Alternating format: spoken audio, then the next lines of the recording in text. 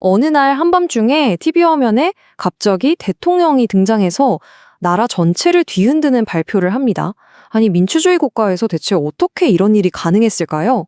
오늘 이 시간에는요, 정말 한편의 영화 같았던 그날 밤의 사건과 그 이면에 숨겨진 권력의 진짜 모습은 무엇인지 한번 파헤쳐 보겠습니다.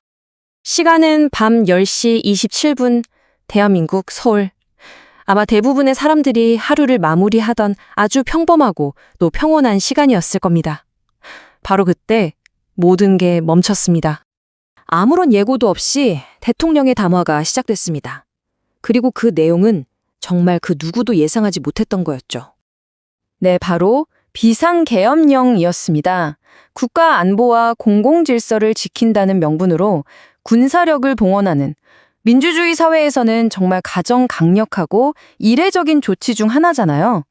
바로 이 한마디가 거대한 폭풍의 시작이었습니다. 자, 그러면 이 모든 사태 한가운데 있는 계엄령, 이게 정확히 뭘 의미하는 걸까요? 이걸 알아야 이번 사건을 제대로 이해할 수 있겠죠? 한번 자세히 들여다보겠습니다. 그러니까 계엄령은요, 평소의 법치 시스템을 잠시 멈추고 행정권과 사법권을 군대가 통제하게 만드는 아주 극단적인 조치입니다. 국가의 존재 자체가 위태로울 때를 대비해서 만든 말 그대로 최후의 수단인 셈이죠. 여기서 아주 근본적인 질문이 생깁니다.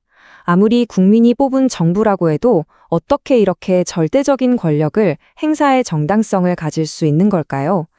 이 질문에 대한 답을 찾기 위해서 사회학의 고전을 한번 들춰볼 필요가 있겠습니다. 바로 독일의 유명한 사회학자 막스 베버입니다. 베버는 사람들은 왜 권력에 복종하는가 이 질문을 깊이 파고들었는데요. 그 정당성의 원천을 크게 세 가지 유형으로 나눴습니다. 자, 여기 세 가지 유형이 나와 있죠? 첫째는 전통적 지배입니다. 이건 왕이나 족장처럼 아주 오래된 관습이나 전통이 신성하다고 믿기 때문에 복종하는 경우고요. 둘째는 카리스마적 지배. 어떤 영웅이나 혁명가처럼 지도자 한 사람의 비범한 능력과 매력에 푹 빠져서 따르는 거죠. 그리고 마지막, 바로 합법적 지배가 있습니다. 이게 현대 민주주의 국가의 핵심 기반인데요.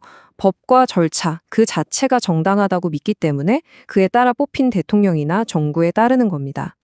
그렇다면 이번 사태는 베버가 말한 이 세 가지 유형 중에서 어떤 권력의 기반을 흔든 걸까요? 그렇죠. 바로 합법적 지배입니다. 국민들은 법과 절차에 대한 믿음을 바탕으로 권력을 맡겼는데 그 힘이 전혀 예상치 못한 방식으로 사용되면서 충돌이 시작된 겁니다. 사실 이번 계엄 사태는 그냥 하룻밤 사이에 갑자기 터진 일이 아닙니다. 그 배경에는 오랫동안 골마 터지기 직전이었던 우리 사회의 깊은 균열이 있었어요. 모든 극적인 정치 사건 뒤에는요, 사회 구성원들 사이에 뿌리 깊은 갈등이 있기 마련입니다. 평소에는 잘 안 보이다가도 위기의 순간이 오면 이 분열이 얼마나 심각했는지가 그대로 드러나게 되죠. 이게 직접적인 비교는 아니지만 사회적 분열이 얼마나 오래 갈 수 있는지를 보여주는 아주 흥미로운 예시인데요. 100년도 더 된 러시아 내전에 대한 기억입니다. 아직도 자기 조상이 적군 편이었는지 백군 편이었는지를 기억하고 있다는 거예요. 이처럼 거대한 역사적 사건은 세대가 지나도 공동체의 정체성과 갈등에 계속해서 영향을 미칩니다. 자, 다시 대한민국 상황으로 돌아와 보죠. 행정부를 이끄는 대통령, 그리고 입법부를 꽉 쥐고 있는 거대 야당. 여기 보시는 것처럼 양쪽은 주요 정책마다 정말 사사건건 부딪혔고 국정은 거의 마비 상태나 다름없었습니다. 바로 이런 극심한 정치적 대립이 이번 사태의 중요한 배경이 된 거죠. 자, 대통령의 계엄 선포. 여기에 우리 사회는 어떻게 반응했을까요? 그 응답은 정말 빠르고 강력했습니다. 이제 다시 사건의 절정으로 돌아가 보겠습니다. 그야말로 숨 쉴 틈도 없는 6시간이었습니다. 이 타임라인을 한번 보세요. 계엄이 선포된 지 1시간도 안 돼서 국회로 의원들과 시민들이 모여들기 시작했고요. 자정이 넘자 군인들이 막아선 문을 힘으로 뚫고 본회의장으로 들어갔습니다.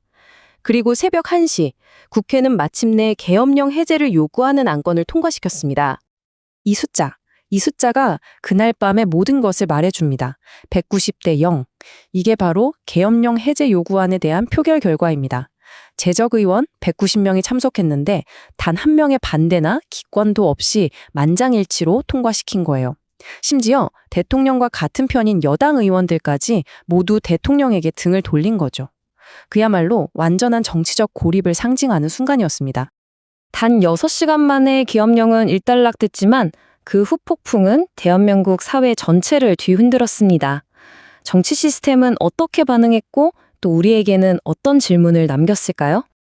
그 결과는 정말 혹독했습니다. 국회는 곧바로 대통령 탄핵 절차에 들어갔고 검찰과 경찰은 내란 혐의로 관련자들을 대대적으로 수사하기 시작했죠. 핵심 인물이었던 국방부 장관이 구속됐고 결국 헌정사상 처음으로 현직 대통령이 내란 혐의로 체포되는 상황까지 가게 됐습니다. 이 장면이 당시의 깊은 불신과 공포를 아주 상징적으로 보여줍니다. 계엄령이 철회된 뒤에도 제2의 계엄령이 또 선포될 수 있다는 소문이 돌자 국회 잔디밭을 아예 버스로 가로막아버린 겁니다.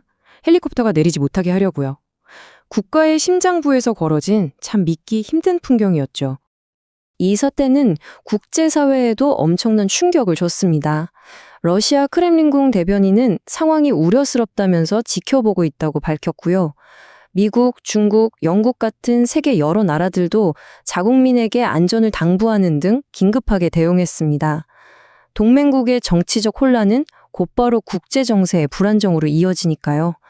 결국 이번 사태는 우리 모두에게 아주 중요한 질문을 던집니다. 법의 이름으로 내려온 국가의 명령, 그리고 거기에 저항한 시민사회의 의지, 이 둘이 정면으로 부딪혔을 때 그 승패를 가르는 건 과연 무엇일까요? 권력의 정당성은 도대체 어디에서 오고 또 어떻게 사라지는 걸까요? 이 질문에 대한 답은 아마 역사가 그리고 우리 모두가 함께 찾아가야 할 겁니다.